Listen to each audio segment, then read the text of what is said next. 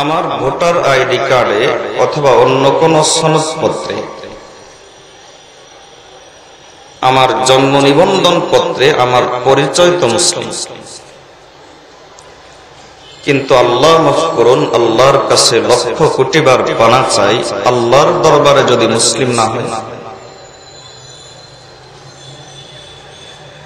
এজন্য আমাদের ঈমান যেন আল্লাহ কবুল করে নেন,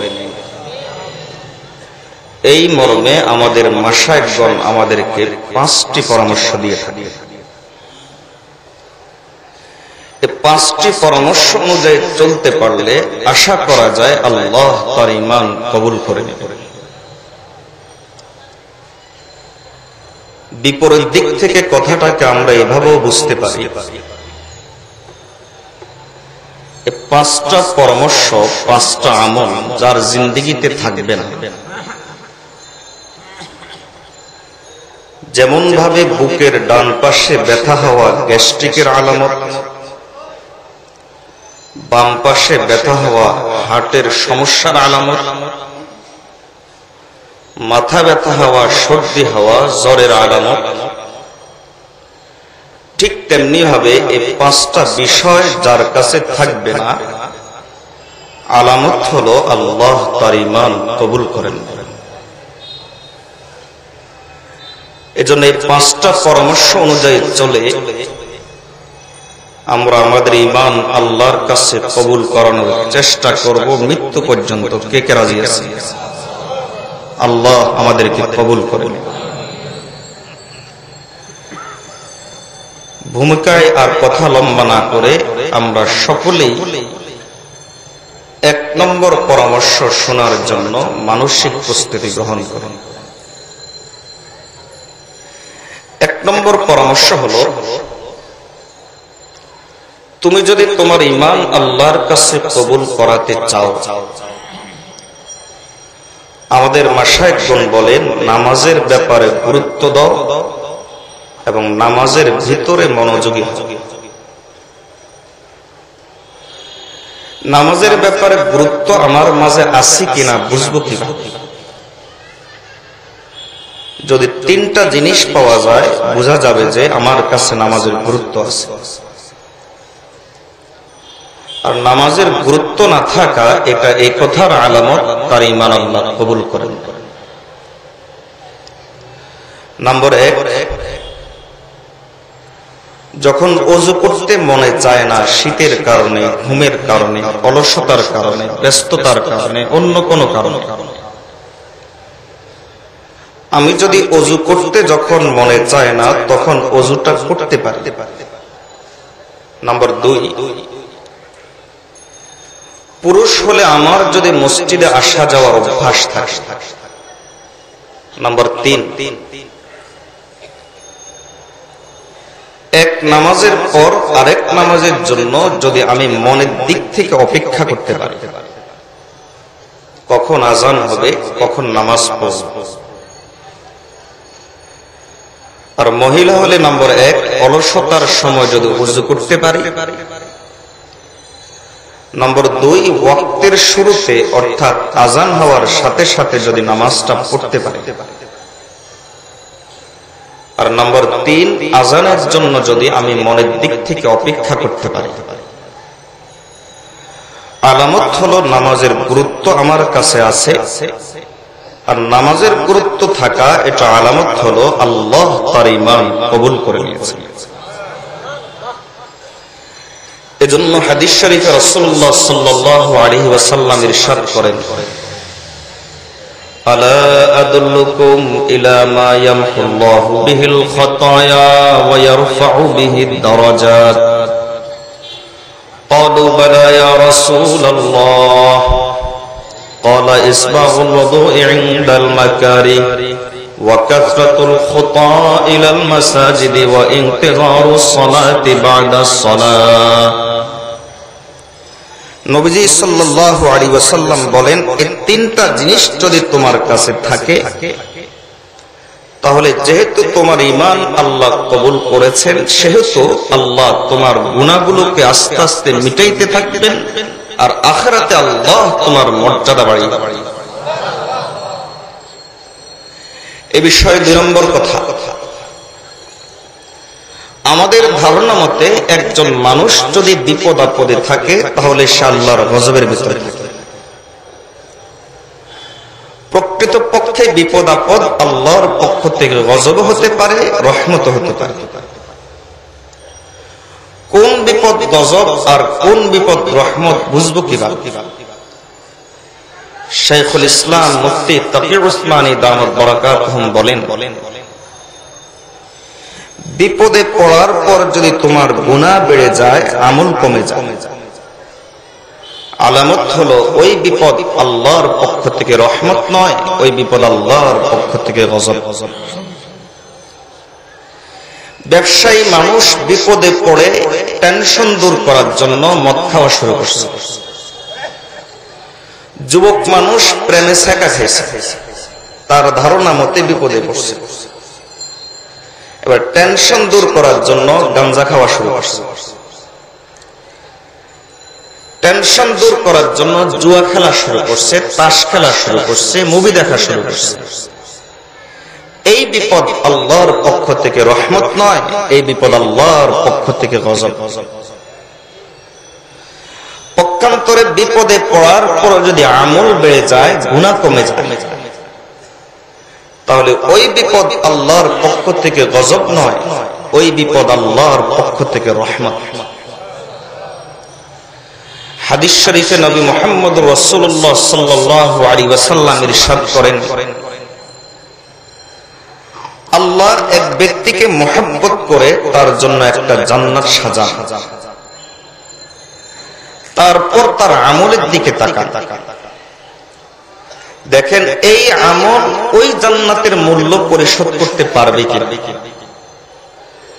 যখন দেখেন আমল কম, জান্নাত বড়, আল্লাহ ওই বান্দাকে, ওই বান্দিকে কিছু মুসিবত দেন, অসুস্থতা দেন, বিপদ দেন, এর বিনিময়ে সে সবর করে, তাওয়াক্কুল করে, আল্লাহর কাছে কান্নাকাটি করে, আমল বাড়িয়ে দেয়, আর এর বিনিময়ে সে ওই জান্নাতের উপযুক্ত হয়ে যায়। সুতরাং বিপদ আপদ আল্লাহর পক্ষ থেকে রহমত হতে পারে, গজব হতে পারে। পক্ষান্তরে আমাদের শাইখ মুর্শিদ মাহবুবুল উলামা হযরত মাওলানা পীর জুলফিকার আহমদ নকশবন্দি মুজাদ্দিদি দামাত বারাকাতুহুম বলেন, আল্লাহর গজবের একটা নিশ্চিত আলামত আছে। যেমন ভাবে এই আলামতটা পাওয়া গেলে ওই লোকটা, ওই বান্দা, ওই বান্দি একজন বাবার সন্তান, একথা যে পরিমাণ সত্য, একজন মায়ের সন্তান, একথা যে পরিমাণ সত্য, এর চাইতে বেশি সত্য হলো সে আল্লাহর গজবের ভিতরে আছে। ওই আলামতটা কি? ওই আলামতটা হলো আল্লাহ কাউকে তাকে সিজদা করার তৌফিক না দেন, আল্লাহ কাউকে আল্লাহকে সিজদা দেওয়ার তৌফিক না দেন। যুক্তি কি, প্রমাণ কি? তিনি বলেন, একজন মানুষ যখন একজন মানুষের উপর বেশি রাগ করে, রাগটা কিভাবে দেখায়? বলে, তোর চেহারা আমি দেখতে চাই, তোকে যেন আমার বাসার আশেপাশে না দেখি, এই গলির আশেপাশেও যেন না দেখি। ও আল্লাহর বান্দা, ও আল্লাহর বান্দি, আল্লাহর একটা ঘর আছে, আল্লাহর ঘরের নাম হলো মসজিদ। আর বান্দা সিজদার মাধ্যমে আল্লাহর যতটা কাছে পৌঁছতে পারে, দুনিয়ার অন্য কোন ইবাদত দিয়ে ততটা কাছে পৌঁছতে পারে। আমরা টের না পাইলেও আল্লাহর ওলিরা টের পায়। মিয়া ফজলুর রহমান গঞ্জে মুরাদাবাদী রহমতুল্লাহ আলাইহি একবার হাকিমুল উম্মত মুজাদ্দিদে মিল্লাত শাহ আশরাফ আলী থানভী রহমতুল্লাহ আলাইহিকে বলেন, ও মিয়া আশরাফ আলী, শোনো, আমি যখন সিজদায় যাই আমার কাছে মনে হয় আমার আল্লাহ আমাকে আদর করে। কোন ব্যক্তিকে আল্লাহ নামাজ পড়ার তৌফিক দিচ্ছেন না, এই কথাটার অর্থ কি? এই কথাটার অর্থ হলো আল্লাহ কেমন যেন বলে দিচ্ছেন, তুই আমার এই পরিমাণ গজবের ভিতর আছস, তোর চেহারা আমি দেখতে চাই, তোকে যেন আমি আমার ঘরের আশেপাশে না দেখি। এই জন্য ও যুবক ভাইয়েরা, তোমরা যারা মনে করো যৌবনের উন্মাদনার কারণে নামাজ ফাঁকি দিচ্ছ, না না না, তুমি নামাজ ফাঁকি দিচ্ছ না। ও ব্যবসায়ী বন্ধুরা, আপনারা যারা মনে করেন ব্যস্ততার কারণে, ও রাজনীতিবিদ বন্ধুরা, আপনারা যারা মনে করেন ব্যস্ততার কারণে নামাজ ফাঁকি দিচ্ছেন, না না না, আপনি নামাজ ফাঁকি দিচ্ছেন না। ও মা বোনেরা, গভীর রাত পর্যন্ত সিরিয়াল দেখার কারণে আপনি মনে করেন ফজরের নামাজ আপনি ফাঁকি দিয়েছেন, না না না, আপনি ফাঁকি দিচ্ছেন না, বরং আপনার অস্তিত্ব যে পরিমাণ সত্য, আপনি একজন বাবার সন্তান, একজন মায়ের সন্তান, একথা যে পরিমাণ সত্য, এর চাইতে বেশি সত্য হলো আল্লাহ আপনাকে এ পরিমাণ গজবের ভিতর রেখেছেন। আল্লাহ কেমন যেন বলে দিচ্ছেন, তোর চেহারা আমি দেখতে চাই। একজন বেনামাজি আল্লাহর কি পরিমাণ গজবের ভিতর থাকে। আব্দুল কাদের জিলানী রাহমাতুল্লাহ আলাইহি কথাটা না বললে আমি বলার সাহস করতাম না। তিনি বলেন, একজন বেনামাজি আল্লাহর দরবারে একটা শুকরের চাইতে খারাপ। এজন্য নামাজ না পড়া কেবল ব্যক্তিগত সমস্যা নয়, এটা একটা পারিবারিক সমস্যা। ও বাবা, আপনার ধারণা মতে আপনার পরিবারের অশান্তির মূল কারণ হলো আপনার ওই সন্তান, যে সন্তান ইনকাম কম করে। না, আপনার পরিবারের অশান্তির মূল কারণ হলো আপনার পরিবারের ওই সদস্য, যে সদস্য নামাজ পড়ে। কারণ আল্লাহর গজব মাথায় নিয়ে পরিবারের শান্তির আশা করা যায় না। নামাজ না পড়া কেবল পারিবারিক সমস্যা নয়, এটা একটা সামাজিক সমস্যা। সমাজের যুবকরা যদি নামাজি হয়ে যায়, তাহলে ওই যুবকরা সন্ত্রাসী হবে না, ইফতিজার হবে না, মদখোর হবে না, নেশাখোর হবে না, গাঁজাখোর হবে না। এটা কেবল সামাজিক সমস্যা নয়, এটা একটা রাষ্ট্রীয় সমস্যা। আপনি বেনামাজিকে যদি রাষ্ট্রের মালিক বানান, তাহলে সেবার নামে শোষণ করবে, শাসক হবে না, শোষক হবে, জনগণের খেদমত করবে। এটা কেবল রাষ্ট্রের সমস্যা নয়, এটা গোটা মুসলিম উম্মার সমস্যা। আপনাদেরকে জিজ্ঞেস করি, বর্তমানে মুসলমানের সংখ্যা কম না বেশি? বরং 2013 সালের একটা জরিপ মতে সংখ্যার দিক থেকে, কোয়ান্টিটির দিক থেকে এত অধিক সংখ্যক মুসলমান পৃথিবীর ইতিহাসে আর ছিল না। কিন্তু আমরা যখন সংখ্যায় কম ছিলাম, তখন এই পৃথিবী আমরা শাসন করেছি। 1-2 বছর নয়, 800 বছর। এবার আমরা সংখ্যায় বেড়ে গেছি, অথচ আমরা সবচাইতে বেশি নির্যাতিত, নিপীড়িত। কারণ কি? ও আল্লাহর বান্দা, খুব ভালো করে বুঝেন, ইহুদি খ্রিস্টান তো চক্রান্ত করবেই, চক্রান্তই হলে তাদের কাজ। আমি যেটা বুঝাতে চাচ্ছি, মূল তো সেখানে নয়, মূল তো সেখানে। আমরা আজকে আল্লাহকে ছেড়ে দিয়েছি, তা আল্লাহ আমাদেরকে ছেড়ে দিয়েছে। এই কারণে মুফাক্কির ইসলাম সৈয়দ আবুল হাসান আলী রাদভী রাহমাতুল্লাহ আলাইহি বলেন, বর্তমান দুনিয়ার মুসলমানদের মধ্য থেকে তিনি চ্যালেঞ্জ করে বলেন যে যদি 50% অতিক্রম করে 51% প্রকৃত অর্থে নামাজি হয়ে যায়, আমেরিকা কেন, ইউরোপ কেন, বর্তমানের আলোকে বলি, আমেরিকার পাগল প্রেসিডেন্ট ট্রাম্প কেন, ইহুদিদের নেতানিয়াহু কেন, বৌদ্ধলাল কুত্তারা কেন, দুনিয়ার কোন জানোয়ার আমাদেরকে আছড় লাগাতে পারবে না। আল্লাহ আমাদেরকে নামাজি হয়ে যাওয়ার তৌফিক দান করুন। আমাদের মাশায়েখগণ আমাদেরকে আমাদের ঈমান আল্লাহর কাছে কবুল করানোর জন্য সর্বমোট 5টা পরামর্শ দিয়ে থাকে। 2 নম্বর পরামর্শ শোনার জন্য আমরা সকলেই মানসিক প্রস্তুতি গ্রহণ করি। 2 নম্বর পরামর্শ শোনার আগে একটা দৃষ্টান্ত পেশ করি। আমাদের শায়খ ও মুর্শিদ বলেন, একটা বিমান যখন মাটিতে থাকে তখন ওই বিমানের ওজন হয় কয়েক টন, কিন্তু ওই বিমানটা যখন মাটি থেকে উপরের দিকে উঠতে থাকে, যত উপরে উঠে তত তার ওজন হালকা হয়ে যায়। কেন? কারণ মাটির টেনে ধরার একটা শক্তি আছে। বিজ্ঞানের ভাষায় যেটাকে আকর্ষণ শক্তি বলা হয়।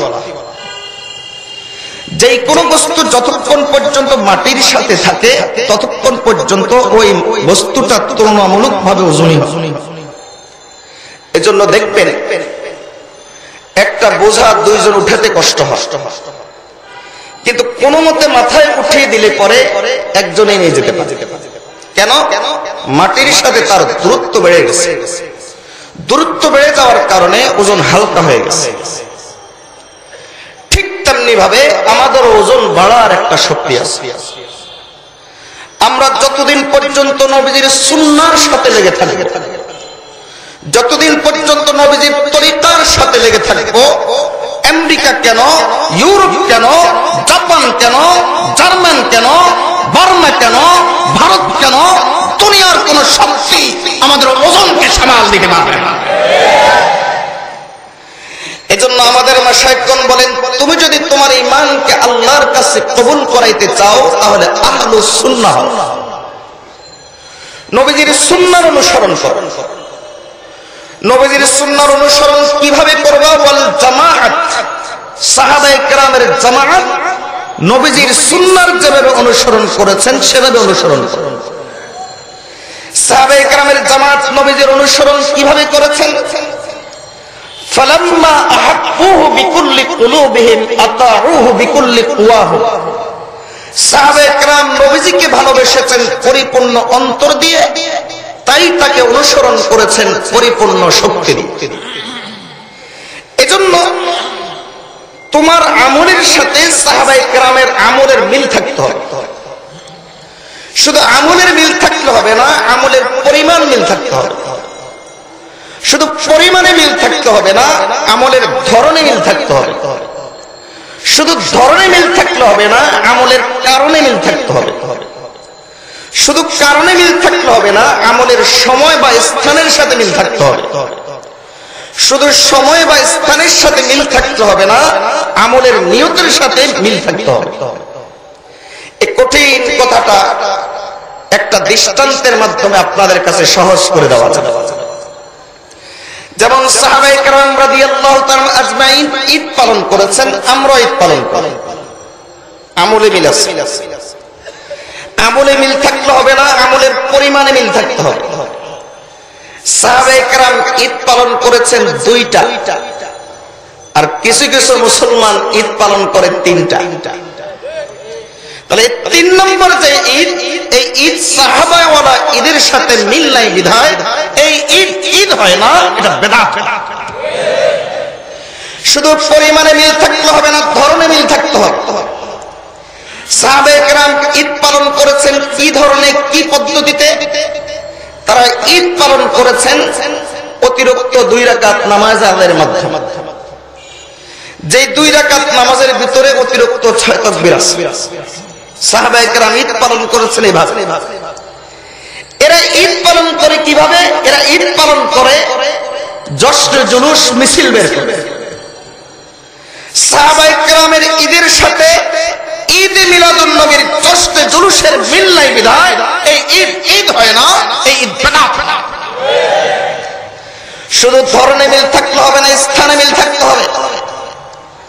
সাহাবায়ে কেরাম যেই সময় বা যেই স্থানে ঈদ পালন করেছেন, একটা হলো রমজান পরবর্তী শাওয়াল মাস, আরেকটা হলো জিলহজ মাসের 10 তারিখ।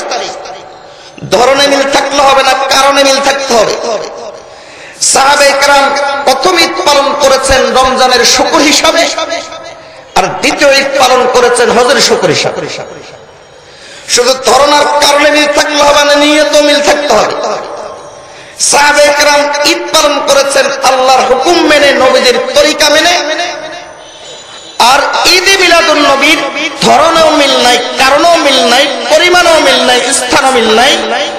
সুতরাং এই ঈদে মিলাদুন নবী কখনো সাহাবাওয়ালা ঈদ হতে পারে না, নবীজির সুন্নাহওয়ালা ঈদ হতে পারে না বিধায় এই ঈদে মিলাদুন নবী নিকৃষ্টতম বেদাত ছাড়া আর কিছু নয়। এজন্য আমাদের মাশায়েখগণ বলেন, তুমি যদি তোমার ঈমান আল্লাহর কাছে কবুল করাইতে চাও তাহলে আহলুস সুন্নাতি ওয়াল জামাত, আহলুস সুন্নাত ওয়াল জামাত হওয়া ছাড়া তোমার ঈমান আল্লাহর কাছে কবুল হবে না। আল্লাহ আমাদেরকে আহলুস সুন্নাহ ওয়াল জামাত হওয়ার তৌফিক দান করুন। তিন নম্বর পরামর্শ শোনার জন্য আমরা সকলেই মানসিক প্রস্তুতি গ্রহণ করি। এর আগে প্রথম দুটার সবক আমাদের ঈমান আল্লাহর কাছে কবুল করাইতে হলে এক নম্বর আমলের নাম সবাই বলেন নাই নামাজ। দুই নম্বর আমলের নাম সবাই বলেন নাই আহলুস সুন্নাহ ওয়াল জামাত হওয়া। সংক্ষেপে বলেন নবীজির সুন্নতের অনুসরণ, নবীজির তরিকার অনুসরণ। তিন নম্বর আমল শোনার জন্য আমরা সকলেই মানসিক প্রস্তুতি গ্রহণ করি। তিন নম্বর আমল শোনার আগে একটা ছোট্ট ঘটনা আপনাদের কাছে পেশ করি। আমাদের নিকট অতীতের একজন বুজুর্গ ছিলেন ফকিহুন নফস হযরত রশিদ আহমদ গাঙ্গুহি রাহমাতুল্লাহ আলাইহি। আল্লাহর এই বান্দার অনেকগুলো বৈশিষ্ট্য ছিল, তন্মধ্য থেকে অন্যতম বৈশিষ্ট্য ছিল তিনি ছিলেন মদিনার পাগল। অনেক মদিনার ইশক সম্পর্কে তার অনেক ঘটনা আছে। মদিনা থেকে খেজুর আসলে তিনি মদিনার মহব্বতে খেজুরগুলো গ্রহণ করতেন, রেখে দিতেন, মেহমান আসলে মেহমানদারি করতেন। এমনকি খেজুরের সংখ্যা কম হলে ছোট ছোট টুকরা করে মানুষকে হাদিয়া দিতেন। খেজুরের বিচিগুলো তিনি জমা রাখতেন, খেজুর শেষ হয়ে গেলে ওই বিচি মুখে দিয়ে রাখতেন মদিনার মহব্বতে। আমার শায়খ মুর্শিদ ঘটনা লেখেন, তার কাছে একটা ছোট্ট বাচ্চা আসলো বাবার সাথে। বাচ্চাটা হুজুরদের কাছে যেরকম বাচ্চা নিয়ে আসে, হুজুর অভ্যাস মাফিক ওই বাচ্চাটাকে সামান্য একটা খেজুর সাধলেন। বাচ্চাটা খেজুর নেয় না, বাচ্চাটা একবার খেজুরের দিকে তাকায় আর একবার বাবার দিকে তাকায়, বাবা কি বলে। এভাবে যখন বাবা দেখলো হুজুর কষ্ট পাচ্ছেন, তখন বাবা ইশারা দিল, বাবা তুমি খেজুরটা নিয়ে নাও। খেজুরটা নিয়ে নাও বলার সাথে সাথেই বাচ্চাটা খেজুরটা নিয়ে নিল। আল্লাহর ওলিরা ছোট ছোট ঘটনা থেকে বড় বড় শিক্ষা বের করে। খেজুরটা নেওয়ার সাথে সাথেই আল্লাহর এই ওলি চোখের পানি ছেড়ে দিচ্ছে, বলেন আহ, এই বাচ্চাটার কাছে এই মিষ্টি খেজুর কত প্রিয়। ওই যুগে তো আর চকলেট ছিল না, এগুলোই ছিল মিষ্টি। আর আপনারা জানেন বাচ্চারা মিষ্টি প্রিয় হয়। বাসায় 1 কেজি আনার নিয়ে যান আর একটা মিনি চকলেট নিয়ে যান, আপনার বাচ্চা চকলেটটা ধরবে, আনার ধরবে না। রশিদ আহমদ গাঙ্গুহি রাহমাতুল্লাহ আলাইহি চোখের পানি ছেড়ে দিলেন, বলেন আহ, এই বাচ্চাটার কাছে এই খেজুরটা কত প্রিয়। মিষ্টি খেজুর প্রিয় হওয়ার পরেও সে খেজুরটা ধরে নাই, সে বাবা কি বলে এই কথার প্রতি তাকিয়েছিল। আমাদের কাছেও তো গুনাহ প্রিয়। আপনি বলতে পারেন হুজুর আমার কাছে তো গুনাহ প্রিয় নয়। হাকিমুল উম্মত মুজাদ্দিদ মিল্লাত আশরাফ আলী থানভী রাহমাতুল্লাহ আলাইহি বলেন, যে লোকটা বলে গুনার প্রতি আমার টান নাই, আমার কোনো আকর্ষণ নাই, ওই লোকটা হয় ইবলিস না হয় ফেরেশতা। ইবলিস মানে মিথ্যা কথা বলে, আর ফেরেশতা মানে আল্লাহ তাআলা তার অন্তরে গুনার টান দিয়ে সৃষ্টি করে দেন। যদি মানুষ হয়, যত বড় আল্লাহর ওলি হোক না কেন, তার অন্তরে গুনার প্রতি আকর্ষণ থাকবেই, কারণ এটাই হলো পরীক্ষার জায়গা। তবে আল্লাহর ওলিদের মাঝে আর আমাদের মাঝে পার্থক্য হলো, আল্লাহর ওলিরা হন মাহফুজ। মাহফুজের অর্থ হলো আল্লাহ তাআলা তাদের 24 ঘন্টার ব্যস্ততাটাকে এমন ভাবে ঢেলে সাজিয়ে দেন, যেটাকে বলা যায় ট্যাগে ফেলে দেন। এমন ভাবে আল্লাহ তাআলা ঢেলে সাজিয়ে দেন, গুনাহ করার ইচ্ছা অন্তরে থাকলো, গুনাহ করার পরিবেশ তারা পায় না। চোখ খুললেই ছাত্র সামনে, ভক্ত পরিধান সামনে, চোখ খুললেই শয়তানের কাছে হলো কোরআন মজিদ, হাদিসের কিতাব। যেই রুমে ঘুমায় সেখানেও এরকম কিতাবপত্র সাথেই থাকে। পাষাণ হৃদয় যদি না হয়, তাহলে এত কিছুর সামনে গুনাহ করবে কিভাবে? আল্লাহ তাআলা তাদের ব্যস্ততাকে এমন ভাবে সাজিয়ে দেন, এমন ভাবে তারা ব্যস্ত থাকে যে তারা ইচ্ছা করলো, গুনার প্রতি আকর্ষণ থাকলো, গুনাহ করার সুযোগ তারা পায় না। যাই হোক, রশিদ আহমদ গাঙ্গুহি রাহমাতুল্লাহ আলাইহি বললেন, আহ, গুনাহ আমাদের কাছে কত প্রিয়। এই বাচ্চাটা যেমন মিষ্টি খেজুর তার কাছে প্রিয় হওয়ার পরেও বাবা কি বলে এই কথার প্রতি তাকিয়েছে। আমরা যদি এভাবে তাকাতাম, ও মালিক গুনাহ তো আমার করতে মনে চায়, আপনি কি বলেন? ও মালিক, আমার তো শীতের রাত, ঘুম ছেড়ে দিয়ে আমার তো ফজরের নামাজ পড়তে মনে চায় না, আপনি কি বলেন? ও মালিক, আমার তো ঘুষের কারবার করতে মনে চায়, আপনি কি বলেন? ও মালিক, আমার তো ব্যাংক থেকে, সমিতি থেকে সুদ দিতে মনে চায়, আপনি কি বলেন? ও মালিক, আমার তো হারাম খেতে মনে চায়, আপনি কি বলেন? ও মালিক, আমার তো পরনারীর প্রতি দৃষ্টি দিতে মনে চায়, আপনি কি বলেন? ও মালিক, আমার তো হিন্দি সিরিয়াল দেখতে মনে চায়, আপনি কি বলেন? ও যুবক ভাইরা, তুমি দরজা জানলা বন্ধ করে ল্যাপের নিচে, কম্বলের নিচে অ্যান্ড্রয়েড মোবাইলের সুযোগ নিয়ে, ল্যাপটপের সুযোগ নিয়ে, সহজলভ্য ইন্টারনেটের সুযোগ নিয়ে, গুগল সার্চ দিয়ে, ইউটিউব সার্চ দিয়ে তুমি যে নগ্ন ফিল্ম দেখছো, তুমি মনে করো তোমাকে কেউ দেখে না। ইমামে আজম আবু হানিফা রাহমাতুল্লাহর উস্তাদ, বিশিষ্ট তাবিঈ আতা ইবনে আবি রাবাহ রাহমাতুল্লাহ আলাইহি বলেন, ও আল্লাহর বান্দা, ও আল্লাহর বান্দি, কয়েকটা সেকেন্ডের জন্য তোমার ঈমানের দরজাটাকে খোলো, তোমার ঈমানের জানালাটাকে খোলো, ঈমানি বিবেকটাকে তুমি খুলে কয়েকটা সেকেন্ডের জন্য একবার নিজের দিকে তাকিয়ে দেখো, আর তুমি একটু চিন্তা করে দেখো, আসলেই কি তোমাকে কেউ দেখে না? আসলেই কি তোমাকে কেউ দেখে না? ও মালিক, আমার তো পর্দা মানতে মনে চায় না, আপনি কি বলেন? ও মালিক, আমার তো পরনারীর ভিডিও দেখতে মনে চায়, গান শুনতে মনে চায়, আপনি কি বলেন? এভাবে আমাদের প্রত্যেকটি করণীয় এবং বর্জনীয় কাজের ক্ষেত্রে মালিক কি বলেন এ কথার প্রতি যদি তাকাই, তাহলে মালিক ধীরে ধীরে আমার ঈমান কবুল করেন। পরিভাষায় এটাকে ইখলাস বলা। প্রত্যেক কাজের ক্ষেত্রে মালিকের সন্তুষ্টির প্রতি লক্ষ্য রাখা। মালিক কি বলেন এ কথার প্রতি লক্ষ্য রাখা। আল্লাহর বান্দা, এ কথার প্রতি যদি আমরা আমাদের পরিবারগুলো, সমাজগুলো যদি এই কথার প্রতি লক্ষ্য রাখো, তাহলে পরিবারে অশান্তি তৈরি হইত।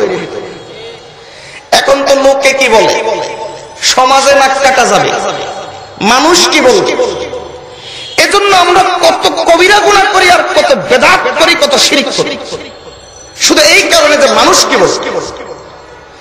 এমনকি আমি এ পর্যন্ত বলবো, আপনি গোটা বিশ্বের মানচিত্রটাকে হাতে নেন, যেই কোনো একটা মুসলিম রাষ্ট্রের উপর হাত রাখেন, যেই কোনো একটা মুসলিম রাষ্ট্রের উপর হাত রেখে আপনি এই কথা চিন্তা করেন, ও আল্লাহর বান্দা, আল্লাহর জাতের কসম, আল্লাহর জালালের কসম, ওই মুসলিম রাষ্ট্রটা যদি আমেরিকা কি বলে এ কথার প্রতি না তাকিয়ে, ইউরোপ কি বলে, জাপান কি বলে, জার্মান কি বলে, ভারত কি বলে এ কথার প্রতি না তাকিয়ে, মালিক কি বলে এ কথার প্রতি তাকায়, আল্লাহর কসম গোটা দুনিয়া ওই রাষ্ট্রের পায়ের তলে আসার জন্য এখনো প্রস্তুত আছে। আল্লাহ আমাদেরকে মালিক কি বলেন এ কথার প্রতি তাকানোর তৌফিক দান করুন। আমাদের ঈমান আল্লাহর কাছে কবুল করাইতে হলে 1 নম্বর আমলের নাম সবাই বলেন, 2 নম্বর আমলের নাম, 3 নম্বর আমলের নাম সবাই বলেন নাই, ইখলাস। 4 নম্বর আমল শোনার জন্য আমরা সকলে মানসিক প্রস্তুতি গ্রহণ করি। 4 নম্বর আমল শোনার আগে একটা ছোট্ট ঘটনা পেশ করি। আমাদের নকশবন্দি সিলসিলার একজন প্রখ্যাত বুজুর্গ ছিলেন হযরত জুনাইদ বাগদাদী রাহমাতুল্লাহ আলাইহি। আল্লাহর এই বান্দা ছিলেন তৎকালীন ইরাকের প্রধান মুফতি। তার কাছে এক মহিলা একটা ফতোয়া চাইল। কি ফতোয়া? ওই মহিলার চিঠির মধ্যে লিখলো, হযরত, আমার ধারণা মতে আমি এই গোটা ইরাকের সবচাইতে, বাগদাদ শহরের সবচাইতে সুন্দরী মহিলা। আমার সমস্যা হলো এই, আমার মতো সুন্দরী বউ রেখে আমার স্বামী দ্বিতীয় বিয়ে করতে চায়। আপনি আমার মতো সুন্দরী বউ যাদের ঘরে আছে, যে সমস্ত স্বামীর ঘরে আছে, তাদের ব্যাপারে একটা ফতোয়া দেন।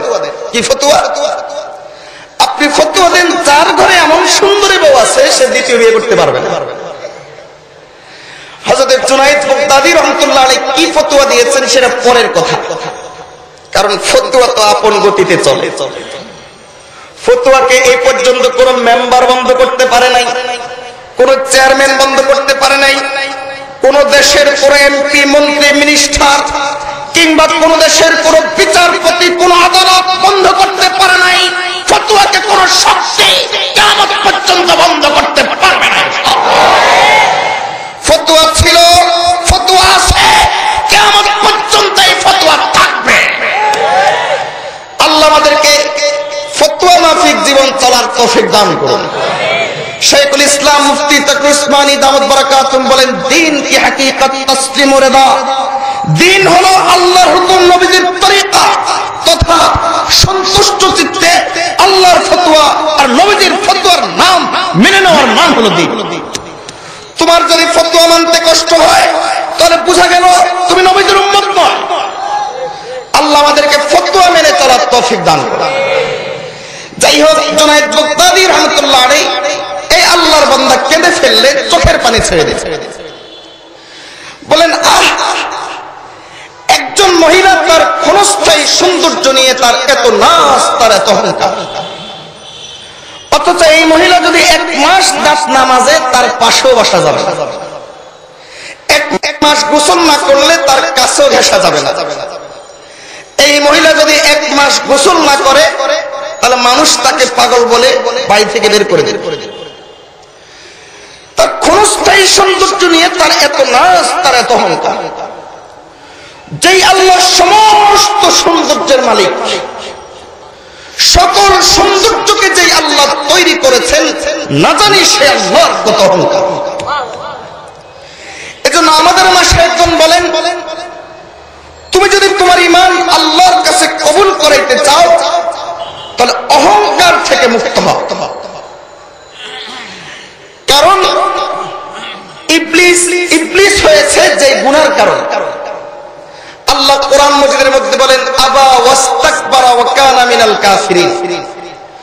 ইবলিস আল্লাহর অহংকার আঘাত করেছে, সরাসরি সে আল্লাহর হুকুম মুখের উপর অমান্য করে, অহংকার করে, তারপরে সে কাফির বেঈমানের অন্তর্ভুক্ত হয়ে গেছে। এজন্য ও আল্লাহর বান্দা, অহংকারী ঈমান, অহংকারী আল্লাহ তাআলার কাছে গ্রহণযোগ্য নয়, অহংকারী আল্লাহর কাছে কবুল হয় না, অহংকারী হেদায়েত পায়।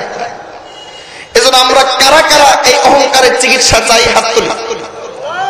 আল্লাহ আমাদেরকে এই চিকিৎসা গ্রহণ করার তৌফিক দান করুন। আমি আপাতত আজকে আপনাদেরকে মোটা দাগে 2টা চিকিৎসা দিয়ে যাব, পারবেন তো ইনশাআল্লাহ? হাকিমুল উম্মত মুজাদ্দিদ মিল্লাত আশরাফ আলী থানভী রাহমাতুল্লাহ আলাইহি বলেন, অহংকারের দৃষ্টান্ত হলো কেমন যেন পাহাড়ের চূড়ায় উঠল। এই যুগের ভাষায় বলি, কেমন যেন 20 তলা বিল্ডিং এর উপর উঠল। এরপরে সে নিচের দিকে তাকালো, দেখলো যে সবগুলো মানুষের সাইজ হলো ছোট ছোট 1 ফুট। প্রশ্ন হলো, নিচের সব মানুষগুলো তাকে কি খুব বড় দেখে? অহংকারী অনেককে ছোট মনে করে, আর অনেক একজন অহংকারীকে ছোট মনে করে। এজন্য অহংকারীকে মানুষ সালাম দেয় সম্মান করে নয়, অহংকারীকে মানুষ সালাম দেয় তার ক্ষতির ভয়ে। এজন্য আমাদের এই অহংকারের চিকিৎসা দরকার, কারণ এর সম্পর্ক হলো ঈমানের সাথে।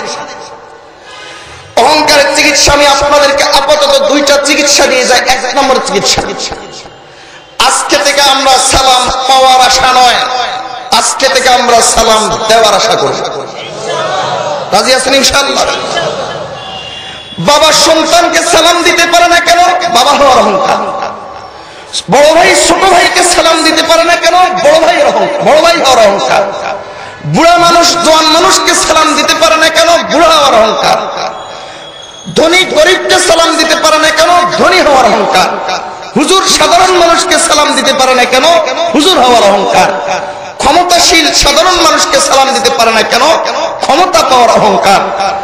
আর ইজ্জতওয়ালা পদওয়ালা তার নিম্ন স্তরের কর্মচারীকে সালাম দিতে পারে না কেন? পদ পাওয়ার অহংকার। প্রধান শিক্ষক প্রিন্সিপাল শিক্ষকদেরকে সালাম দিতে পারে না কেন? প্রিন্সিপাল হওয়ার অহংকার। শিক্ষক ছাত্রকে সালাম দিতে পারে না কেন? শিক্ষক হওয়ার অহংকার। আমার আপনার নবী ছিলেন সব ধরনের অহংকার থেকে মুক্ত, তাই তিনি ছোট বড় সকলকে সালাম দিতেন। নবীজি সাল্লাল্লাহু আলাইহি ওয়াসাল্লাম বলেছেন, আল বাদিউ বিসসালাম বারিউম মিনাল কিবরি, যে আগে সালাম দিতে পারবে সে অহংকার থেকে মুক্ত। আপনারা আজকে বাসায় আজকে ইনশাআল্লাহ বউকে আগে সালাম দিবেন, পারবেন তো ইনশাআল্লাহ? আল্লাহ তাআলা আমাদেরকে সকলকে তৌফিক দান করুন। এজন্য এক নম্বর চিকিৎসা হলো বেশি বেশি করে সালামের প্রচার এবং প্রসার করব। যত সালাম দিব তত অহংকারের চিকিৎসা হবে, তত অন্তর থেকে আল্লাহ অহংকারকে দূর করে দেবে। আল্লাহর বান্দা, এই অহংকারের কারণে কত পরিবার যে নষ্ট হচ্ছে। বেশ কয়েক মাস আগের কথা, কোন এক বাসায় আমাদেরকে যেতে হয়েছে একটা বিচারের জন্য। স্বামী স্ত্রী দুজনেই শিক্ষিত, বিসিএস ক্যাডার, এবার পর্যন্ত শিক্ষিত এবং উচ্চ পদস্থ চাকরি করে, উচ্চ পদস্থ অফিসার, একজন একটা কলেজের প্রফেসর। একই ছাদের নিচে বসবাস করে, দুইজন একসাথে ঘুমাইতে পারে। কয়েক ঘন্টার আলোচনা শোনার পর তাদের রোগ আমরা বের করে দিলাম, আপনাদের কোনো রোগ নাই, একটাই রোগ, ইগো সমস্যা। কেউ কারো কাছে ছোট হতে পারে না, ব্যয়ের কাছে ছোট হইতে পারে না, ব্যয়ের কাছে ছোট হইতে পারে না। কত পরিবার শ্বশুর জামাইয়ের কাছে ছোট হইতে পারে না, জামাই শ্বশুরের কাছে ছোট হইতে পারে না। এভাবে কত পরিবার যে ধ্বংস হয়ে যাচ্ছে। এই অহংকার থেকে যদি আমাদের জাতীয় জীবনে মুক্ত হতো, কথার কথা আমাদের সরকারি দল আর বিরোধী দল যদি অহংকার থেকে মুক্ত হতো, তাহলে আজকে আমাদের দেশে শান্তির বন্যা বয়ে যেত।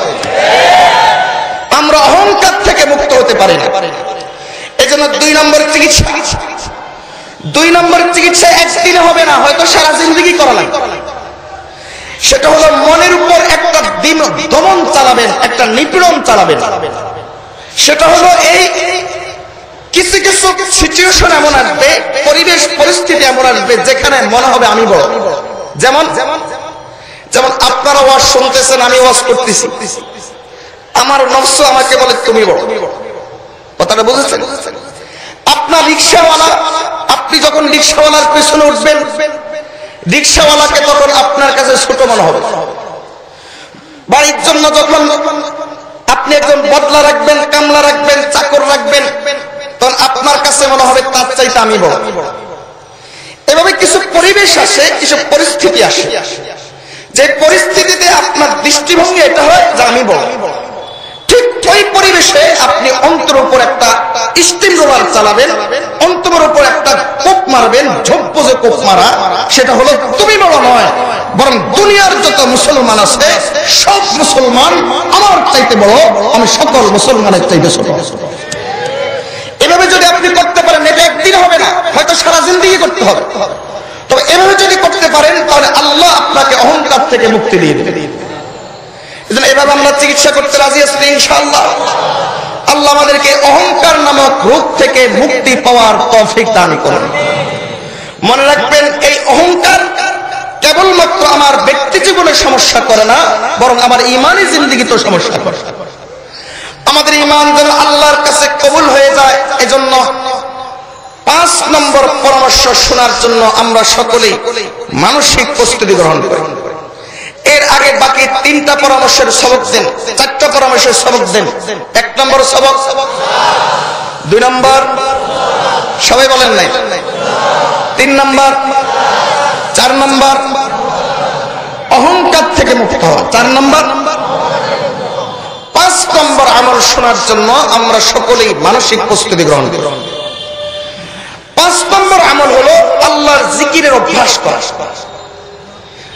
আমাদের মাশায়েখগণ বলেন এটা মূল নয়, মূল হলো 4টা। তবে এই 5 নম্বরটার উপর আমল করলে আল্লাহ তাআলা ওই 4টার উপর আমল করা সহজ করে দেন। কেন? কারণ জিকিরের অনেক প্রভাব, তোর মধ্য থেকে সবচেয়ে বড় প্রভাব হলো জিকিরের কারণে, জিকিরের মাধ্যমে আল্লাহ তাআলা দিলের রং পাল্টে দেন। এই মর্মে আমি একটা ছোট্ট ঘটনা পেশ করি। আমাদের নকশবন্দি সিলসিলার একজন প্রখ্যাত বুজুর্গ ছিলেন উবাইদুল্লাহ আহরার রাহমাতুল্লাহ। উনার সময় উনার কাছে একজন মুরিদ ছিল, ওই যুগের শ্রেষ্ঠ বিজ্ঞানী। তার নাম ছিল আবু আলী ইবনু সিনা, যাকে আমরা সহজে ইবনু সিনা নামে চিনি। ইবনু সিনা নামে হাসপাতালও আছে। মেডিকেল সায়েন্সের জনক, ডাক্তারি বিদ্যার জনক। এই ইবনু সিনা উবাইদুল্লাহ আহরার রাহমাতুল্লাহর এক মজলিসে আসলেন। এসে দেখলেন হযরত বয়ান করতে করতেছেন জিকির সম্পর্কে। কি বয়ান করতেছেন? যে হযরত বলতেছেন যে জিকির করে আল্লাহ তাআলা তার দিলের রং পাল্টিয়ে দেন। বয়ান শেষে ইবনে সিনা হযরতের কাছে উঠে গেলেন, বিনয়ের সাথে বললেন, হযরত আমরা দার্শনিক মানুষ, যুক্তিবাদী মানুষ, বিজ্ঞানী মানুষ, কোন কথা যুক্তি ছাড়া মানতে কষ্ট হয়। জিকির করবে মুখে, পরিবর্তন হবে দিল, এটা কেমনে হয়? উবাইদুল্লাহ রাহমাতুল্লাহ আলাইহির সাথে সাথে মুস্কি হেসে বললেন, তোমার মতো গাধা বিজ্ঞানী এটার কি বুঝবা? তোমার মতো গাধা দার্শনিক এটার কি বুঝবা? ইবনে সিনা এই কথা বলার সাথে সাথে ইবনে সিনার চেহারা রং কালো হয়ে গেল। যে আমার মতো যুগের শ্রেষ্ঠ বিজ্ঞানীকে গাধা বলল এই মোল্লা মানুষ? উবাইদুল্লাহ রাহমাতুল্লাহ আলাইহি কিছুক্ষণ পর মুস্কি হেসে বললেন, গাধা আল্লাহর একটা নিকৃষ্ট প্রাণী। এই প্রাণীর নাম আমি উচ্চারণ করেছি, তোমার চেহারার রং কালো হয়ে গেছে। আল্লাহর আরো কত উৎকৃষ্ট প্রাণী আছে, আর সমস্ত কিছুকে সৃষ্টি করেছেন আল্লাহ। ওই আল্লাহর নাম নিলে তোমার দিলের রং পাল্টাবে না। এজন্য জিকির করলে দিলের রং পাল্টা। জিকির যেন আমাদের জিন্দেগিতে সহজ হয়ে যায়, এজন্য আমি আপনাদেরকে 3টা প্রস্তাব দিয়ে যাচ্ছি। যদি সম্ভব হয় তাহলে এই 3টা প্রস্তাবের উপর একসাথে আমল করবেন, আর যদি সম্ভব না হয় তাহলে অন্তত একটা একটা করে আমল করার চেষ্টা করবেন। রাজি আছেন ইনশাআল্লাহ? আল্লাহ তৌফিক দান। 1 নম্বর প্রস্তাব। 1 নম্বর প্রস্তাব শোনার আগে আপনাদের কাছে একটা তথ্য পেশ করি। ওরিয়েন্টালিস্টরা, ইন্টারনেটে পড়েছি, দেখেছি, ওরিয়েন্টালিস্টরা আমাদের এই বাংলাদেশ সম্পর্কে একটা গবেষণা করেছে। কি গবেষণা? এদেশ থেকে ইসলাম কিভাবে মিটানো যায়। এই গবেষণার মধ্যে তারা কিছু প্রস্তাব পেশ করেছে। ওরিয়েন্টালিস্ট কারা এটা অনেকে হয়তো বুঝেন না। ওরিয়েন্টালিস্ট মূলত ওই সমস্ত ইহুদি খ্রিস্টান, যে সমস্ত ইহুদি খ্রিস্টান ইসলাম সম্পর্কে গবেষণা করে ইসলামকে জানার জন্য নয়, ইসলামকে ধ্বংস করার জন্য, এদেরকে বলে ওরিয়েন্টালিস্ট। এরা আমাদের এই প্রিয় বাংলাদেশ সম্পর্কে একটা গবেষণা করেছে, এদেশ থেকে ইসলামকে কিভাবে মিটানো যায়। এবং এই গবেষণাতে তারা কিছু প্রস্তাব পেশ করেছে। সবগুলো প্রস্তাব আমি আপনাদেরকে শোনানোর মতো সময় সুযোগ আজকে পাবো না। আজকের মাহফিলের সাথে সম্পৃক্ত রেখে তাদের 2টা প্রস্তাবের কথা শুনুন। একটা প্রস্তাব, একেবারে 1 নম্বরের প্রস্তাব, আশ্চর্য হবেন, সচেতন মহল খুব ভালো করে শুনেন। তাদের 1 নম্বর প্রস্তাব হলো, এদেশ থেকে ইসলাম মিটাইতে হলে কওমি মাদ্রাসা নামক যে শিক্ষা ব্যবস্থা আছে, এই কওমি মাদ্রাসা নামক শিক্ষা ব্যবস্থাকে ধ্বংস করে দিতে হবে। কওমি মাদ্রাসা শিক্ষা ব্যবস্থা কে কে চিনেন? হাত তোলেন। মাশাআল্লাহ, সবাই চিনেন। কওমি মাদ্রাসা শিক্ষা নামক যে শিক্ষা ব্যবস্থা আছে, এই শিক্ষা ব্যবস্থা ধ্বংস করে দিতে হবে। এ বিষয়ে আজকে আলোচনা করার ইচ্ছা আমার নেই। আমি শুধু এতটুকু বলি, এদেশে কওমি মাদ্রাসা ছিল, এদেশে কওমি মাদ্রাসা আছে, এদেশে কওমি মাদ্রাসা থাকবে ইনশাআল্লাহ। কোন শক্তি এদেশের কওমি মাদ্রাসাকে ধ্বংস করতে পারবে না। কারণ এদেশে মাদ্রাসাগুলো থাকলে ইসলাম থাকবে। ও আল্লাহর বান্দা, আপনার কি ধারণা আমাদের ভবিষ্যৎ আপনার কাছে মনে হতে পারে উন্নতির উপর, আধুনিক হয়ে যাওয়ার উপর, ডিজিটাল হয়ে যাওয়ার উপর নির্ভর করছে? না না না, আল্লাহর কসম করে বলছি, আপনাদের কানের সমস্ত ফেরেশতাকে সাক্ষী রেখে বলছি, আমাদের ভবিষ্যৎ নির্ভর করছে ইসলামের উপর।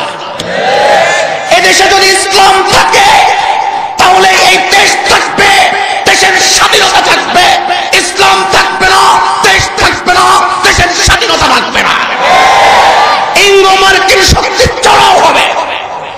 প্রমাণ হলো, খুব ছোট্ট করে একটা ঘটনা বলি। শাইখুল ইসলাম মুফতি তকি উসমানী দামাত বারাকাতুহুম, তিনি ইরাক সফরে গিয়েছিলেন। ইরাক সফরে গিয়ে তিনি একটি ইসলামিক কনফারেন্সে বক্তব্য দেওয়ার জন্য গিয়েছিলেন। সেখানে গিয়ে দেখলেন যারা কনফারেন্সে বক্তব্য দিতে এসেছে এদের একজনের মুখেও দাড়ি নেই। হযরত খুব ব্যথিত হলেন। কনফারেন্স শেষে তিনি লোকজনকে জিজ্ঞেস করলেন, এখানে ইলম আমলের সমন্বয় আছে এমন কোন মাদ্রাসা আছে? একজন বলল আব্দুল কাদের জিলানী রাহমাতুল্লাহ আলাইহির কবরের পাশে মাজারের পাশে এরকম একটা মাদ্রাসা আছে। হযরত নিজে সেখানে চলে গেলেন, গিয়ে দেখলেন 80 বছরের বেশি বুড়া একজন লোক সেখানে আসলে একটা মাদ্রাসা চালায়। মাশাআল্লাহ, ছাত্রদের ইলম আমলের সমন্বয় আছে, সুন্নতে লেবাস সবকিছু ঠিক আছে। হযরত তার কাছে গিয়ে বসলেন, এক কথা দুই কথা কুশল বিনিময় হচ্ছিল। ওই 80 বছরের বেশি বুড়া আলেম হযরতকে জিজ্ঞেস করলেন, আপনি কোত্থেকে এসেছেন? অমুক খান থেকে এসেছি। কেন এসেছেন? এই জন্য এসেছি। আচ্ছা, আপনাদের দেশে কিভাবে পড়ানো হয়, দিন কিভাবে শেখানো হয়? বলেন যে আমাদের দেশে মাদ্রাসা নামের মাধ্যমে দিন শেখানো হয়। ওই মাদ্রাসাগুলোতে কি পড়ানো হয়? তিনি বলেন এই এই কিতাব পড়ানো হয়। কিভাবে পড়ায়? তিনি বললেন যে চাটাইতে বসে, ফ্লোরে বসে পড়ায়। শিক্ষক ফ্লোরে বসে, ছাত্র ফ্লোরে বসে। এই বিস্তারিত কথা শোনার পর এই আল্লাহর বান্দা চোখের পানি ছেড়ে দিলেন। চোখের পানি ছেড়ে দিয়ে বললেন, আমি এই মুসলিম উম্মার একজন 80 বছরের বেশি বয়সের আলেম। আমি এই ইরাকের উত্থান দেখেছি, এই ইরাকের পতন আমি দেখেছি। আমি এই ইরাকের মধ্যে যে ইরাক ইমাম আজম আবু হানিফা রাহমাতুল্লাহ আলাইহির ইলমের কাছে আজও গোটা মুসলিম উম্মার 2/3 নেই, গোটা মুসলিম উম্মাই নেই। যে ইরাকে তাবেঈ এসেছেন, শত শত সাহাবা এসেছেন, যে ইরাকে হাসান বসরি, আব্দুল কাদের জিলানী রাহমাতুল্লাহের মতো আল্লাহর ওলি তৈরি হয়েছেন, সেই ইরাকের উত্থান আমি দেখেছি, পতন আমি দেখেছি। আমি আমার অভিজ্ঞতার আলোকে বলতে চাই, আপনি আমার পক্ষ থেকে যেখানেই যাবেন, আপনি তো বিশ্বের বিভিন্ন স্থানে সফর করেন, আপনি আমার পক্ষ থেকে যেখানেই যাবেন সেখানের লোকজনকে, মুসলমানদেরকে আমার পক্ষ থেকে মেসেজ দিয়ে দিবেন, যতদিন পর্যন্ত ওই দেশের বুকে কওমি মাদ্রাসা থাকবে ততদিন পর্যন্ত ওই দেশের উপর কোন সকল ইঙ্গো মার্কিন শক্তি তাদের লোলুপ দৃষ্টি ফেলতে পারবে না। আল্লামা ইকবালের কথা মনে পড়ে। ইকবাল বলেছিলেন, আমি পাশ্চাত্যে গিয়েছি, পাশ্চাত্যে গিয়েছি, পৃথিবীর এই প্রান্ত থেকে ওই প্রান্ত পর্যন্ত আমি চষে বেরিয়েছি। আমি কর্ডোবা জামে মসজিদে গিয়েছি, ইমামে কুরতুবী রাহমাতুল্লাহ আলাইহি যেখানে বসে তাফসীর লিখেছেন, সেই ইমামে কুরতুবীর জায়গা আমি দেখেছি। সেখানে ইহুদি খ্রিস্টানরা ঘোড়ার আস্তাবল বানাতে আমি দেখেছি, ঘোড়াগুলো পেশাব করতে আমি সেখানে দেখেছি। আমি আমার অভিজ্ঞতার আলোকে বলতে চাই, এই বেচারা কওমি মাদ্রাসাগুলোকে বেচারাই থাকতে দাও। এই কওমি মাদ্রাসার উপর তোমরা হাত দিও না। যদি এই কওমি মাদ্রাসার উপর কোন দেশ, কোন শক্তি হাত দেয়, ওই শক্তি চলে পড়ে ছাই হয়ে যাবে। এই মাদ্রাসাগুলো থাকলেই ওই দেশের দ্বীন থাকবে, ইসলাম থাকবে। মনে পড়ে আমার শাইখ মুর্শিদ মাহবুবুল উলামা হযরত মাওলানা পীর জুলফিকার আহমদ নকশবন্দি মুজাদ্দিদি দামাত বারাকাতুহুর কথা। তিনি বলেন, আমরা এই পরিমাণ গুনাহ করি, এরপর আমাদের উপর আল্লাহর গজব আসে না কেন? এর একটা অন্যতম কারণ হলো আমাদের এই রাষ্ট্রগুলোতে কিছু কওমি মাদ্রাসা আছে। এই মাদ্রাসাগুলোতে কিছু আল্লাহর কিছু ফজিলতের সময় আছে, যখন আল্লাহর রহমত নাজিল হয়। যেমন ভোর রাত আল্লাহর রহমত নাজিল হয়, মাগরিবের পরে আল্লাহর রহমত নাজিল হয়, সকালে আল্লাহর রহমত নাজিল হয়। এই আল্লাহর রহমত যখন নাজিল হয়, তখন এই মাদ্রাসাগুলোতে আল্লাহর কিছু বান্দা কোরআন হাদিস নিয়ে ব্যস্ত থাকে, যার কারণে সরাসরি আল্লাহর রহমত আসে। আসার কারণে এই দেশগুলো আল্লাহর গজব দ্বারা পরিপূর্ণ হচ্ছে না। ও আল্লাহর বান্দা, এখান থেকে বলতে চাই, আপনারা তো দিনের বেলা গুনাহ করেন, সুদের কারবার, ঘুষের কারবার সাধারণ মানুষ করে, এই মোল্লা মৌলবীরা করে না। কিন্তু আপনি একটা মাদ্রাসা দোহাই লাগে, হাত পা ধরে আপনাদেরকে বলি, কোন মাদ্রাসার ব্যাপারে কথা বলার আগে আপনাদের হাত পা ধরে বলি, দোহাই লাগে, একটা কওমি মাদ্রাসা আপনি রাতের বেলা ভিজিট করুন। দেখুন, অপরাধ করে বাইরের জগতের মানুষেরা রাতের তাহাজ্জুদ উঠে চাটাইতে বসে, ও আল্লাহ চোখের পানি দিয়ে, ও আল্লাহ জাতিকে মাফ করে দেন, একথা বলে আলেম বলেন। আল্লাহর কসম, আপনাদের জন্য হিতাকাঙ্ক্ষী আপনাদের অভিভাবক, আল্লাহর কসম, আলেম ওলামা চাইতে এই দেশে নয়, শুধু গোটা মুসলিম উম্মতে আর কেউ নাই। আল্লাহ আমাদেরকে আলেম ওলামার পিছনে চলার তৌফিক দান করুন। এজন্য এই মাদ্রাসাগুলো রক্ষা করা আমাদের 16 কোটি মুসলমানের ইমানের দায়িত্ব। যাই হোক, কথা লম্বা হয়ে যাচ্ছে। আমার দ্বিতীয় প্রস্তাব, তাদের দ্বিতীয় প্রস্তাব হলো, এদেশ থেকে ইসলাম মিটাইতে হলে এই দেশের মানুষ মুসলিম হওয়ার সুবাদে, মুসলিম ফ্যামিলিতে জন্মগ্রহণ করার সুবাদে তাদের মাঝে কিছু রসুম রেওয়াজ আছে। আমরা বলবো রসুম রেওয়াজ নয়, এগুলো আল্লাহর জিকির, নবীর সুন্নাত। এই রসুম রেওয়াজগুলো তাদের ভাষায় রসুম রেওয়াজগুলো উঠিয়ে দিতে হবে। উঠিয়ে দিয়ে সেখানে ইহুদি খ্রিস্টানদের সংস্কৃতি, তাদের শব্দগুলো চালু করতে হবে। যেমন সালাম উঠিয়ে দিতে হবে, সালাম উঠিয়ে দিয়ে সেখানে চালু করতে হবে হাই, হ্যালো, কথাটা বুঝেছেন? সুবহানাল্লাহ, এখানে এই জায়গাতে চালু করতে হবে ওয়াও, ওয়ান্ডারফুল, মাশাআল্লাহ, এই জায়গাতে চালু করতে হবে কংগ্রেস, বুঝেছেন? লা হাওলা ওয়ালা কুওয়াতা ইল্লা বিল্লাহ, ইন্না লিল্লাহ, এই জাতীয় জায়গাতে চালু করতে হবে ভেরি স্যাড, কথাটা বুঝেছেন? ফি আমানিল্লাহ, আল্লাহ হাফিজ, এই সমস্ত জায়গাতে চালু করতে হবে টাটা বাই বাই। এই শব্দগুলো আমাদের সমাজে তারা চালু করতে চায়। ওই স্কুল কলেজের ছেলেরা, ওই স্কুল কলেজের মেয়েরা, তোমরা হাই বলে, টাটা বলে, ঘাড় কাট করে ভদ্র হচ্ছে মনে করো না, তুমি ভদ্র হচ্ছ না, ইহুদি খ্রিস্টানদের জালে তুমি পা দিয়ে ফেলেছো। এজন্য এই শব্দগুলো যেন আমাদের সমাজে ঢুকতে না পারে, আমি আমাদের সমাজের জন্য 10টা সহজ জিকিরের প্রস্তাব দিচ্ছি। আমার 1 নম্বর প্রস্তাব, আমরা এই 10টা সহজ জিকির আমাদের সমাজে ব্যাপকভাবে আমরা চালু করব ইনশাআল্লাহ। আজকের এই মাহফিল থেকে আমরা সংগ্রাম শুরু করলাম, ইহুদি খ্রিস্টানদের এই চক্রান্ত যেন আমাদের সমাজে ঢুকতে না পারে। আমরা আল্লাহর সহজ জিকির, এই চক্রান্তের জায়গায় আমরা আল্লাহর সহজ জিকির চালু করব ইনশাআল্লাহ। রাজি আছেন ইনশাআল্লাহ? এই 10টা সহজ জিকির করার জন্য আপনার সময় বের করা লাগবে না, আলাদা করে শ্রম দেওয়া লাগবে না, সময় মতো শুধু জিকিরগুলো করে দিলেই হবে। 1 নম্বর, আজকে থেকে আমরা বিসমিল্লাহ বলার অভ্যাস করব। আল্লাহকে দেখান, বিশেষ করে মা বোনরা খুব ভালো করে শুনেন, আপনাদের বিসমিল্লাহ বলার সুযোগ বেশি। যেই কোনো কাজের শুরুতে কি বলবো? রাজি আছেন? গরুও খায়, আমিও খাই, সে বিসমিল্লাহ বলে না, আমিও বলি না, পার্থক্য রইল। এজন্য আজকে থেকে প্রত্যেক কাজের শুরুতে আমরা কি বলবো? ইনশাআল্লাহ। 2 নম্বর, আজকে থেকে আমরা সালামের প্রচার এবং প্রসার করব। রাজি আছেন ইনশাআল্লাহ? সালামের সম্পর্ক কিন্তু ঈমানের সাথে। নবীজি সাল্লাল্লাহু আলাইহি ওয়াসাল্লাম বলেছেন, তোমরা ততক্ষণ জান্নাতে প্রবেশ করবে না যতক্ষণ তোমরা ঈমানদার হবে না, আর ততক্ষণ তোমরা ঈমানদার হবে না যতক্ষণ একজন একজনকে ভালোবাসবে না। আওয়ালা আদুল্লুকুম ইলা শাইইন ইযা ফাআলতুমুহু তাহাবাবতুম আফশুস সালামা বাইনাকুম, আমি কি তোমাদেরকে এমন জিনিসের সংবাদ দেব না যেটা করলে তোমাদের মহব্বত বাড়বে, মহব্বত বাড়লে ঈমান বাড়বে, ঈমান বাড়লে জান্নাতে যেতে পারবে। আর ওটা হলো তোমরা বেশি করে সালামের প্রচার এবং প্রসার করবে। রাজি আছেন ইনশাআল্লাহ? আল্লাহ আমাদেরকে সালামের প্রচার প্রসার করার তৌফিক দান করুন। 3 নম্বর, আজকে থেকে মাশাআল্লাহ বলার অভ্যাস করব। কি বলবো? হাকিমুল উম্মত মুজাদ্দিদ মিল্লাত আশরাফ আলী থানভী রাহমাতুল্লাহ আলাইহি বলেন, অনেক সময় ছোট বাচ্চাকে হুজুরদের কাছে নিয়ে আসে, কেন? হুজুর একটু ফু দিয়ে দেন, নজর লাগছে, আরে না। হাকিমুল উম্মত বলেন, বাচ্চার গায়ে নজর লাগে 1 নম্বরে মা বাবার, 1 নম্বরে। 2 নম্বর সিরিয়াল হলো দাদা দাদি, নানা নানি। কেন? কারণ এই বাচ্চাটার প্রশংসা তো করে, মাশাআল্লাহ বলেন। অনেক সময় এরকম হয়, আমরা বলি অমুক জিনিসের মধ্যে নজর লাগছে, অথচ মাশাআল্লাহ বলে কি লাগে না?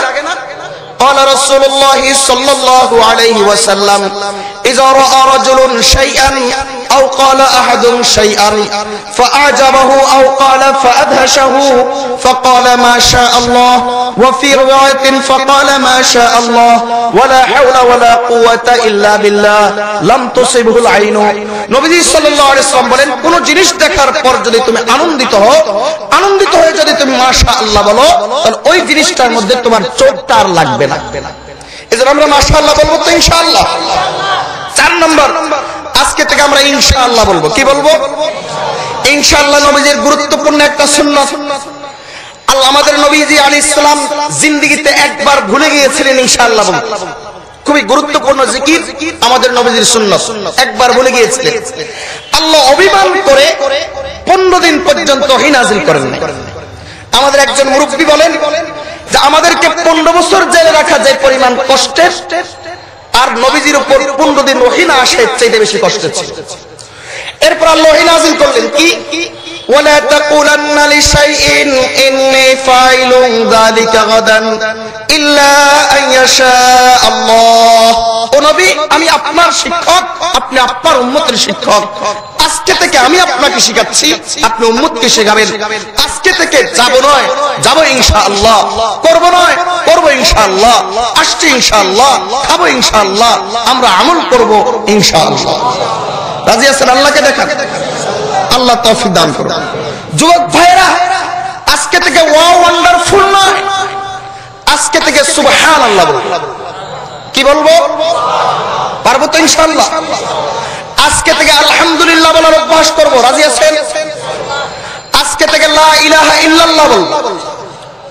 আলহামদুলিল্লাহ কোথায় বলবেন? আল্লাহর নিয়ামত ভোগ করে। বলতে পারেন এত নিয়ামত কোথায়?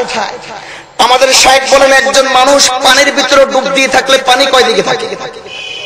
ঠিক তেমনি আল্লাহ আমাদেরকে তার নিয়ামতের ভিতর ডুবিয়ে রেখেছে। একটু চিন্তা করে দেখেন না, এই মস্তিষ্ক, শুধু বডিটা নিয়ে চিন্তা করেন, এই মস্তিষ্ক না থাকলে পাগল হতাম, বলেন না আলহামদুলিল্লাহ। এই চোখ না থাকলে অন্ধ হতাম, আমল করেন না। এই জবান না থাকলে বোবা হতাম, এই হাত না থাকলে প্রতিবন্ধী হতাম, কান না থাকলে বধির হতাম, ইজ্জত না থাকলে লাঞ্ছিত হতাম, টাকা পয়সা না থাকলে ফকির হতাম। চিৎকার করে বলেন কে দিয়েছেন? বলেন না আলহামদুলিল্লাহ। ঈমান না থাকলে বেঈমান হতাম। আল্লাহ এভাবে আমাদেরকে অসংখ্য অগণিত নিয়ামত দান করেছেন। সকল নিয়ামতের বিনিময়ে বলবো আমরা আলহামদুলিল্লাহ। পারবে ইনশাআল্লাহ?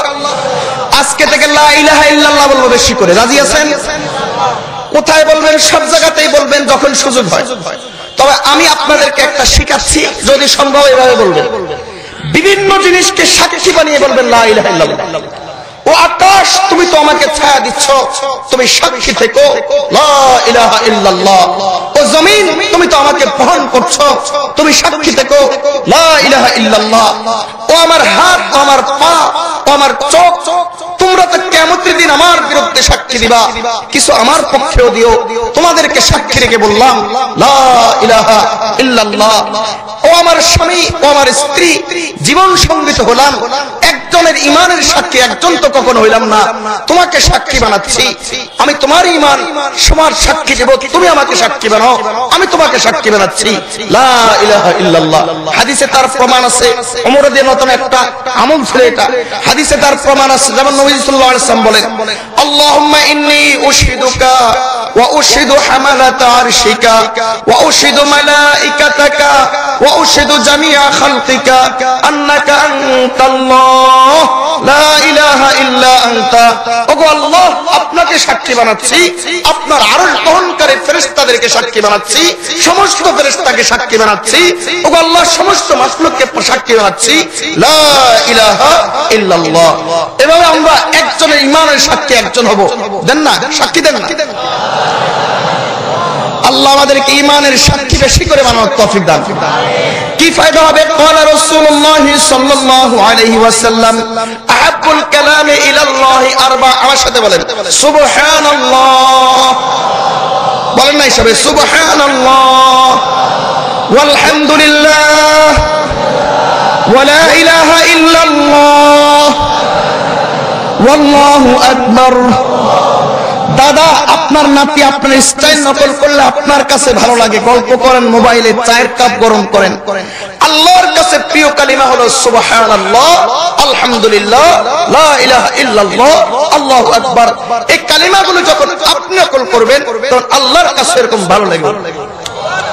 এজন্য আমরা এই জিকিরগুলো নকল করব তো ইনশাআল্লাহ। আজকে থেকে আমরা জাযাকাল্লাহ বলবো। বলেন না? কোথায় বলবেন? যেখানে থ্যাংক ইউ বলেন। সেখানে কি বলবো? নবীজি বলেন ফাকাদ আবলাগা ফিস সানা, কেউ তোমার উপকার করলে তুমি তো যদি তাকে জাযাকাল্লাহ বলে দাও, তার উপকারের যথার্থ মর্যাদা তুমি দিয়েছো। আচ্ছা, আমি আপনারা আমার বয়ান শুনেছেন, উপকৃত হয়েছেন না? তো বলেন না, আপনাদের দ্বারা আমিও উপকৃত হয়েছে, এইজন্য আপনাদেরকেও জাযাকুমুল্লাহ। যদি সম্ভব হয় বাড়াবেন, জাযাকাল্লাহু খাইরান, জাযাকাল্লাহু। সবাই হয়তো বুঝবে না এমন পরিবেশে যেখানে জাযাকাল্লাহ বুঝে না, তখন কৌশল অবলম্বন করবেন, জাযাকাল্লাহ ধন্যবাদ। বুঝাইলেন যে ধন্যবাদে আমি তোমাকে বলেছি, এটা হবে কি? এরপর থ্যাংক ইউ না বলি। ইংরেজি শব্দের প্রতি আমাদের কোনো বিদ্বেষ নাই, তবে এই শব্দগুলোর আড়ালে যেন ইহুদি খ্রিস্টানদের সংস্কৃতি আমাদের সমাজে প্রবেশ করতে না পারে, এজন্য আমাদের এই সংগ্রাম। আল্লাহ আমাদেরকে এই সংগ্রামের শরীক হওয়ার তৌফিক দান করুন। আজকে থেকে আস্তাগফিরুল্লাহ বলবেন। কি বলবেন? আমাদের সাহেব বলেন, আমাদের যুবকেরা বেকারত্বের সমস্যা দূর করার জন্য যে পরিমাণে দৌড়াদৌড়ি করে, এর কয়েক ভাগের এক ভাগ যদি ইস্তিগফারের পিছনে মেহনত করত, আল্লাহ বহু আগে চাকরি বাকরি ইত্যাদির ব্যবস্থা করে দিত। কারণ নবীজির কথা মিথ্যা নয়। নবীজি বলেছেন মাল্লাযিমাল ইস্তিগফারা জাআলাল্লাহু লাহু মিন কুল্লি দাইকিন মাখরাজা ওয়া মিন কুল্লি হাম্মিন ফারাজা ওয়া রাযাকাহু মিন হাইসু লা ইয়াহতাসিব। ইস্তিগফার করলে আল্লাহ টেনশন দূর করবেন, সমস্যা দূর করবেন, আল্লাহ অগণিত অসংখ্য সংখ্যায় রিজিক দান করবেন। এজন্য আমরা ইস্তিগফার করব তো ইনশাআল্লাহ। আল্লাহ আমাদেরকে 10টা জিকির সমাজে বেশি বেশি করে বাস্তবায়ন করার তৌফিক দান করুন। জিকিরের ব্যাপারে 2 নম্বর প্রস্তাব 1-2 মিনিটের ভিতরে দিই। যদি সম্ভব হয় তাহলে একজন হাক্কানি আল্লাহওয়ালার হাতে বায়াত হয়ে যাবে। আমাদের শুধু এই মিরপুর অঞ্চলেরই সৌভাগ্য নয়, বরং গোটা ঢাকার বাংলাদেশের এই সৌভাগ্য। মিরপুর অঞ্চল অন্তত আমাদের জন্য আরো বেশি বড় সৌভাগ্য। আমাদের সকলেরই মুরব্বী এবং সেই বর্তমান বিশ্বের অন্যতম আলেম দ্বীন শাইখুল ইসলাম মুফতি তকি উসমানী দামাত বারাকাতুহুম, যাকে আলেমরা মনে করেন বর্তমান বিশ্বের সবচেয়ে বড় আলেম, এমন আল্লাহর একজন বান্দা, আল্লাহর ওলি, তার খলিফা উস্তাদুল আসাতিজা মুফতি দেলোয়ার হোসেন সাহেব দামাত বারাকাতুহুম, তিনি আমাদের কাছে আল্লাহর নিয়ামত হিসেবে আছেন না? এভাবে একজন আল্লাহওয়ালার হাতে নিয়ামতের অবহেলা করবেন না। আল্লাহর বান্দা, নিয়ামতের শুকর আদায় করা হলো নিয়ামতের মূল্য দিয়ে শুকর আদায় করা। একজন আল্লাহওয়ালার হাতে বায়াত হয়ে যাবেন, তিনি আপনাকে কিছু জিকির শিখাবেন, জিকির সবক হিসাবে তিনি দিবেন। এর মাধ্যমে আপনার মধ্যে কিছু মানসিক প্রেসার আসবে, মানসিক প্রেসার থেকে কিছু জিকির অভ্যাস হয়ে যাবে। পারবো তো ইনশাআল্লাহ? আল্লাহ আমাদেরকে আল্লাহওয়ালার হাতে বায়াত গ্রহণ করে জিকিরের মাধ্যমে জিকির বেশি বেশি করে করার তৌফিক দান করুন, জিকিরের সবক নেওয়ার তৌফিক দান করুন। ও আল্লাহর বান্দা, জুনায়েদ বাগদাদি, বাইজিদ বুস্তামি, আব্দুল কাদের জিলানী, হাজী ইমদাদুল্লাহ মুহাজির মক্কি, এই আশরাফ আলী হাকিম মুহাম্মদ আশরাফ আলী থানভী, এই সমস্ত আল্লাহর ওলিরা আল্লাহর ওলি হয়েছেন অন্য কোনো রহস্য নয়। রাতের তাহাজ্জুদ, আল্লাহর কাছে কান্নাকাটি আর জিকির অস্ত্র ব্যবহার করেই তারা আল্লাহর প্রিয় হয়েছে। এজন্য আমরা এই অস্ত্র ব্যবহার করবো তো ইনশাআল্লাহ। 3 নম্বর প্রস্তাব, এই প্রস্তাবটা আমি আপনাদেরকে দিব না, এই প্রস্তাবটা আমি আপনাদেরকে শিখাবো। পারবেন ইনশাআল্লাহ? আজকে থেকে মনে মনে জিকির করার অভ্যাস করবেন। শুরু করেন। করছেন? জবান বন্ধ। শুরু করেন। করছেন? কারা কারা শুরু করছেন? আল্লাহ তৌফিক দান করুন। এটাকে বলা হয় জিক্রে কলবি। আমার শাইখের ভাষায় দস্ত বকার দিল বয়ার, হাত তোমার কাজে ব্যস্ত থাকবে, দিল থাকবে মাওলার সাথে। তিনি দৃষ্টান্ত পেশ করেন, একজন মা তার সন্তানকে যখন মাদ্রাসায় পাঠায়, স্কুলে পাঠায়, কিছুক্ষণ পর পর মা বাচ্চার কথা মনে করে, কিন্তু এর জন্য সংসারের কাজকর্ম বন্ধ করে দেয় না। একজন ড্রাইভার ড্রাইভিং সিটে বসে যখন গাড়ি চালায়, সামনের দিকে তার সম্পূর্ণ মনোযোগ থাকে। 1 সেকেন্ড নয়, 1 মাইক্রো সেকেন্ডের অবহেলার কারণে, অসতর্কতার কারণে বড় ধরনের অ্যাক্সিডেন্ট হতে পারে।